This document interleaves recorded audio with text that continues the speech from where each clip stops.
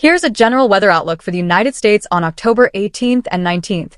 Take this as a broad overview. Specific local conditions may vary. Saturday, October 18th.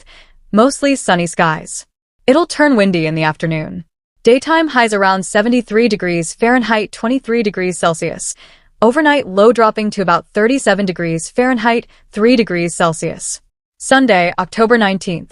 A pleasant day with plenty of sunshine. High near 70 degrees Fahrenheit, 21 degrees Celsius. Overnight low around 45 degrees Fahrenheit, 7 degrees Celsius. If you tell me a specific city or state, I can pull up a more precise forecast for that location. The first weekend of dry season will be gorgeous across South Florida. In fact, with a strong northeast wind, drier air is pushing into South Florida tonight and Saturday, while Sunday's humidity starts creeping back up just a bit, a trend that continues next week as we await our next possible cold front, if it can actually get a push through the area. Sunny day flooding has not let up, and with our next round of king tides officially returning on Sunday, it could be another week of standing water, even if we aren't adding the high rain chances like the last round brought.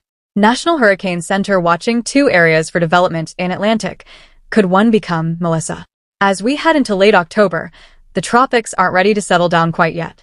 The National Hurricane Center is watching 2 areas in the Atlantic for possible tropical development, one of which could be in the Caribbean next week. Could this become Melissa? Let's break down the possible scenarios. Possible development in Caribbean. The tropical wave of interest is currently tracking across the central Atlantic. This large area of showers and thunderstorms could gradually develop over the next several days as it moves quickly westward. Regardless of development, the Windward Islands could see gusty winds and heavy rain late this weekend before it enters the Caribbean Sea by early to mid-next week. But what could happen once it reaches the record warm waters of the Caribbean? Alaska weather forecast possible development in Caribbean. The tropical wave of interest is currently tracking across the central Atlantic. This large area of showers and thunderstorms could gradually develop over the next several days as it moves quickly westward. Regardless of development, the Windward Islands could see gusty winds and heavy rain late this weekend before it enters the Caribbean Sea by early to mid-next week. But what could happen once it reaches the record warm waters of the Caribbean? Arizona weather forecast Tucson.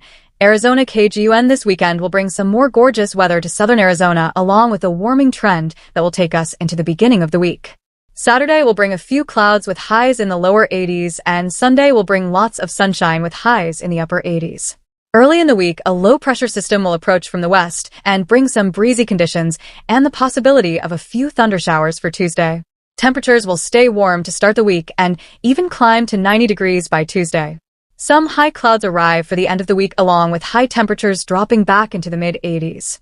Kansas weather forecast a complex weather pattern will unfold with a 3-boundary front moving across the Ozarks, interacting with a strong low-level jet.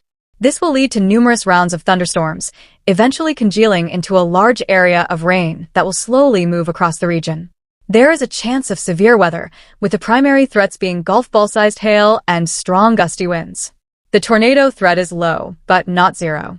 The severe weather threat should diminish by 5 or 6 p.m., though rain will continue for much of Saturday night east of Highway 5.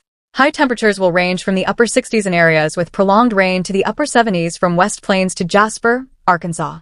New York weather forecast. It's difficult to predict the weather beyond 7 days, and seasonal forecasts, such as this one, cannot predict the amount of snow or rain that will fall this winter. These forecasts look at probability, providing a range of possible outcomes and their likelihoods, rather than a single prediction. A few factors go into a winter forecast like this, including climate trends, computerized models, and other weather patterns. But the forecast is highly influenced by what's known as the El Niño Southern Oscillation, a climate pattern involving sea surface temperatures across the equatorial Pacific. It has 3 phases: La Niña, below average temperatures, El Niño, above average, and a neutral phase. NOAA meteorologists predicted that much of this winter's weather would be driven by La Niña, which means cooler than normal water temperatures in the tropical Pacific Ocean can play a significant role in weather across the entire country. Bob Henson, a meteorologist and writer for Yale Climate Connections, called this year's outlook a classic La Niña pattern.